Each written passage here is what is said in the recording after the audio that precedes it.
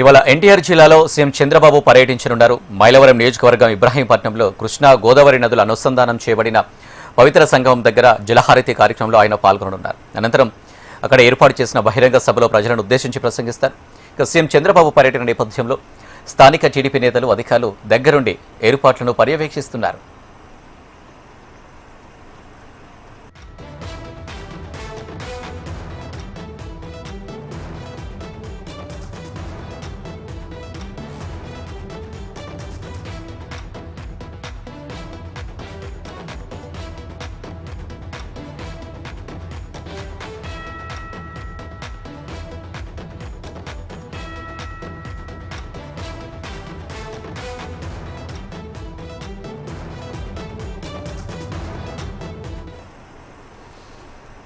రైట్గా చంద్రబాబు టూర్కు సంబంధించి మరిన్ని డీటెయిల్స్ మా ప్రతినిధి శ్యామ్ అందిస్తారు. శ్యామ్, గుడ్ మార్నింగ్ అని ఈ రోజు చూసుకుంటే ముఖ్యమంత్రి చంద్రబాబు నాయుడు ఎన్టీఆర్ జిల్లాలో పర్యటించబోతున్నారు. ప్రధానంగా పట్టిసీమ ఎత్తిపోతల పథకంలో భాగంగా నిన్న ఏదైతే ఎన్టీఆర్ జిల్లా ఇబ్రాహీంపట్నం ఏదైతే పవిత్ర ఉందో అక్కడికి పట్టిసీమ ఎత్తిపోతలు నీరని కూడా అక్కడ చేరుతుంది. ఈ నేపథ్యంలో రాష్ట్ర ప్రభుత్వం అధికారికంగా కూడా జలహారతి అనే పేరిట ఒక కార్యక్రమాన్ని పెట్టి శ్రీకారం చేసింది. జలహారతి కార్యక్రమంలో ముఖ్యమంత్రి చంద్రబాబు నాయుడు స్వయంగా పాల్గొబోతున్నారు. ఉదయం 11 గంటలకు ఆయన ఇబ్రాహీంపట్నం చేరుకొని జలహారతి కార్యక్రమంలో పాల్గొంటారు.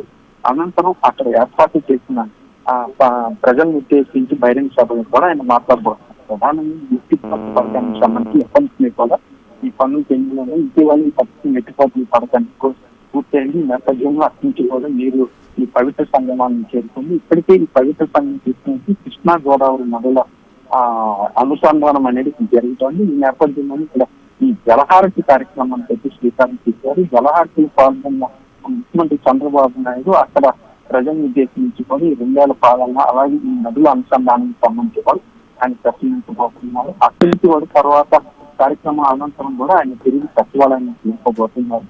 గత 2 రోజుల నుంచి కూడా జిల్లా అధికార యంత్రాంగం, స్థానిక ప్రజాప్రతినిధులు కూడా ఈ జలహారతి కార్యక్రమానికి సంబంధించి కూడా అన్ని ఏర్పాట్లు అయితే పూర్తి చేశారు. Right Shyam, thank you.